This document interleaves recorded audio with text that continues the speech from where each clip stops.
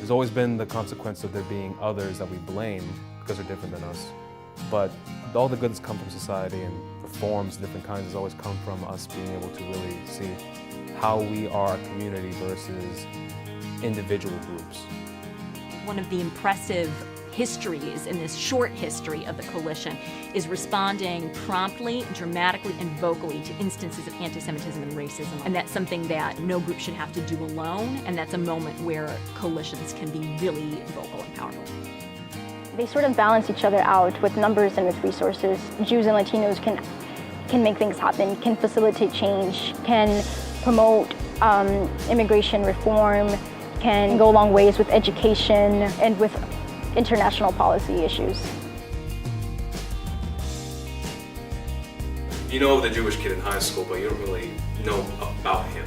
I went to a private school in Dallas, or maybe they're just, I think out of my 80 kids in my graduating class, there are only 5 Latinos. They have a lot of things in common, they just don't know it.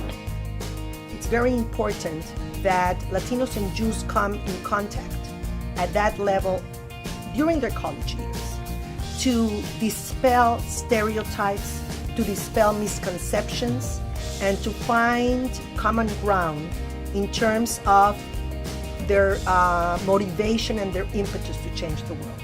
When you put them together and you start being very public and hosting things in the middle of campus, it's going to have a rippling effect. It'll start to shift your mind. I mean, I think some of the strength is just that people are showing up at all, that this kind of odd convergence of cultures that don't have anything to do with each other on the superficial level, that students would want to check this out and see what it's all about.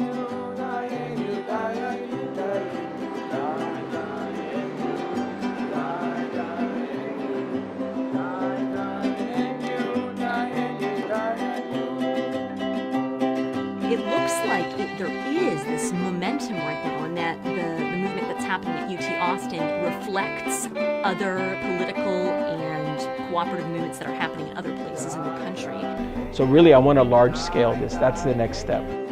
I'd like for it to grow, and not necessarily grow in a big number, but sort of just, have a stronger impact. Because I think with our coalition, we may be small, but our impact is just phenomenal.